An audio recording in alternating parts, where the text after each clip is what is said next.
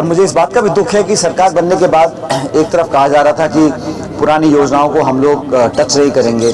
सबसे पहला प्रहार जो सरकार ने किया है वो रोजगार पर किया है। हम लोग बहुत लंबे समय से काम करते आए हैं, ये हमारी कर्मभूमि रही है और जब तक राजनीति में हम काम करेंगे राजस्थान के लोगों की सेवा करते रहेंगे। ये सरकार संसद में तो 145 सांसदों को सस्पेंड कर सकती है, लेकिन जिस माननीय भाजपा के सांसद ने उन लोगों के पास बनवा के उनको संसद में घुसाया उस पर कोई कार्रवाई नहीं है। देखते हुए आपको क्या लग रहा है?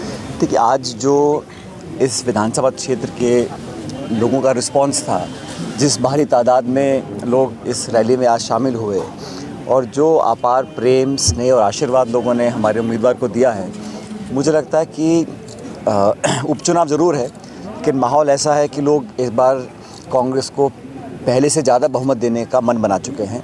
और स्वर्गीय कुन्नर साहब ने जो सेवाएं दी हैं इस क्षेत्र में, अपने 4 दशक के जीवन में हमेशा लोगों के लिए समर्पित रहे, सत्ता में हो या ना हो, तो उन्होंने इस क्षेत्र का नाम हमेशा रोशन किया। और मैं मानता हूं कि उनको आज हम सब, न सिर्फ हमारी पार्टी लेकिन यहाँ की जनता और यहाँ के लोग, मतदाता बहुत याद करते हैं, बहुत मिस करते हैं। और पार्टी ने सबसे चर्चा करने के बाद, सब नेताओं से, कार्यकर्ताओं से, लोगों से बात करने के बाद रूबी कुन्नर जी को अपना उम्मीदवार बनाया है। नौजवान है, अनुभवी है और बहुत लंबे समय से इस क्षेत्र में कांग्रेस की पार्टी की राजनीति में सक्रिय है। तो मुझे पूरा विश्वास है कि ये जो वोट होगा ये नौजवानों को ताकत देने वाला वोट होगा। ये वोट कुन्नर साहब के जो किए हुए काम हैं उनकी याद का वोट होगा और आने वाले भविष्य में एक मजबूत आवाज़ विधानसभा में यहाँ से रहे, इस बात को देखकर अपना वोट डालेंगे और रूबी कुन्नर मुझे लगता है भारी बहुमत के साथ यहाँ से जीत कर जाएंगे। सर, आपको लगता है कि इतनी बुरी हार के बावजूद भी अशोक गहलोत को अपर हैंड दिया जा सकता? पहली बात तो ये बात ठीक है, 4 स्टेट्स में हमारी सरकार सिर्फ तेलंगाना में बनी, लेकिन मध्य प्रदेश, छत्तीसगढ़ और राजस्थान में हमारा वोट शेयर जो है वो लगभग इंटैक्ट है, कई जगह बढ़ा भी है। हम चुनाव नहीं जीत सके, उसका दुख हम सबको है।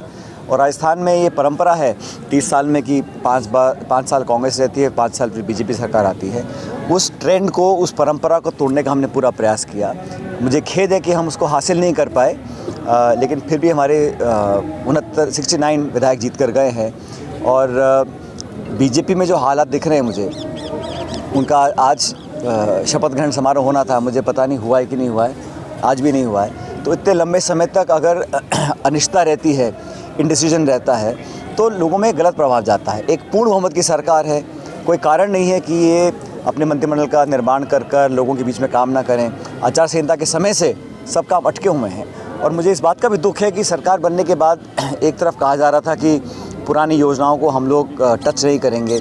सबसे पहला प्रहार जो सरकार ने किया है वो रोज़गार पर किया है।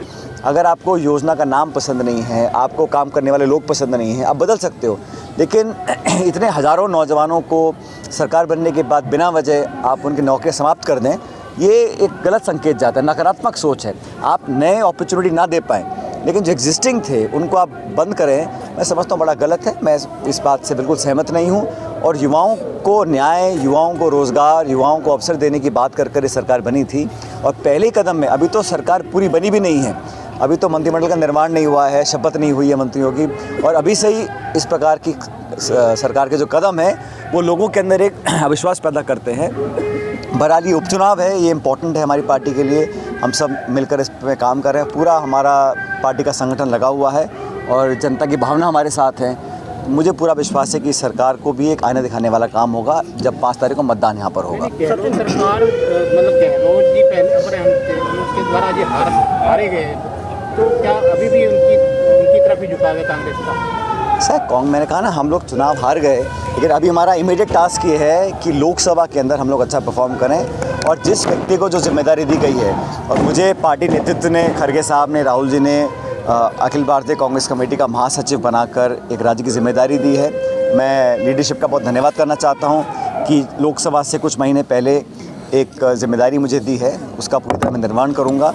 और बहुत जल्द राजस्थान में भी हम निर्णय लिए जाएंगे कि कौन विपक्ष का नेता होगा, प्रदेश कांग्रेस कमेटी में, जिला कांग्रेस कमेटी में क्या क्या बदलाव करने हैं। लोकसभा को देखते हुए जहाँ पर जो बदलाव करना है उसका संज्ञान एआईसीसी ले चुकी है और बहुत जल्द उस पर निर्णय लिए जाएंगे। पायलट साहब, राजस्थान में कांग्रेस के हारने के बाद आपको राजस्थान में बड़ी भूमिका देने की बजाय आपको छत्तीसगढ़ का प्रभारी बनाकर बाहर कर दिया गया। कहीं ना कहीं लगता नहीं है कि राजस्थान के अंदर वसुंधरा की तरह आपको भी साइड लाइन किया जा रहा है?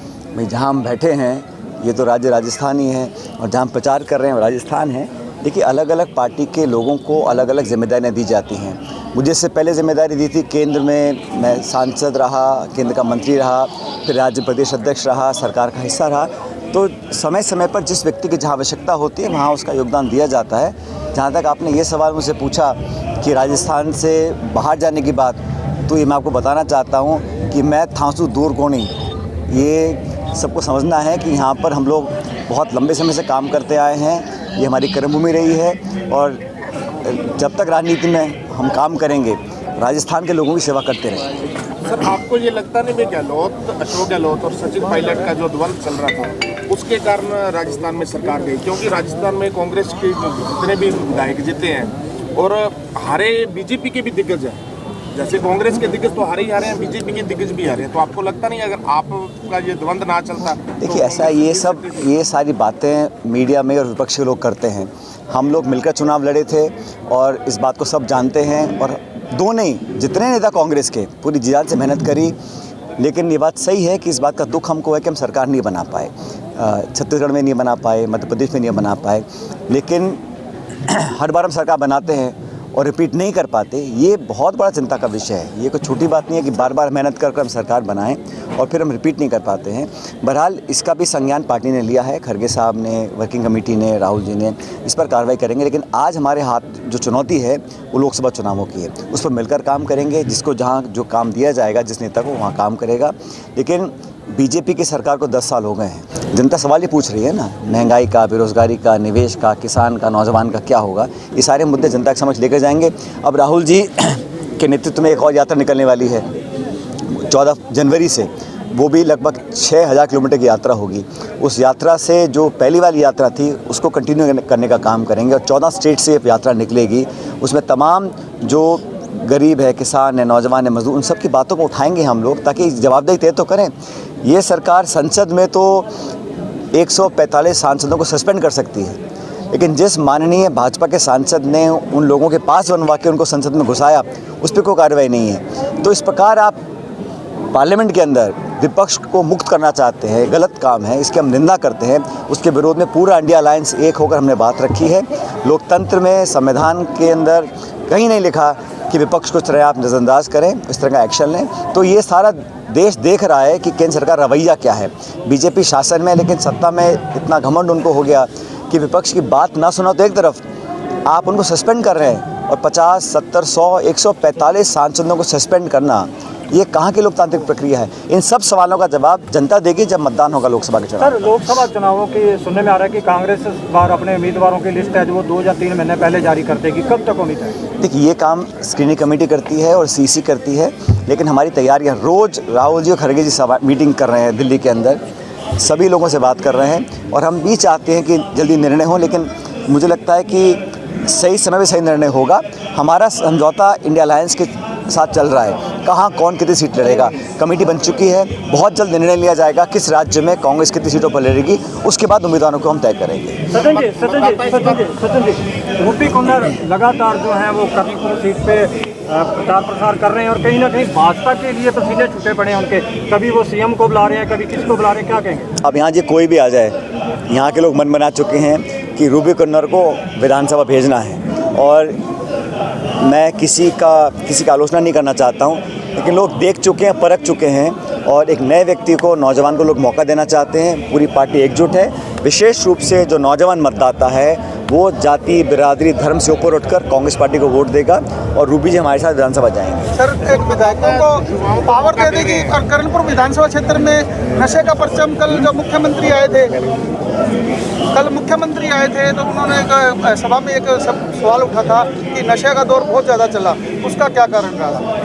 देखिए ये पंजाब में क्या होता है, केंद्र सरकार में क्या होता है, समाज में सारी जो बुराइयां उस पर कार्रवाई करनी चाहिए। आज का मुद्दा इस विधानसभा क्षेत्र में रूबी जी ने खुद कहा है कि किसानों के लिए, नौजवानों के लिए जो हित में होगा उस काम को करेंगे।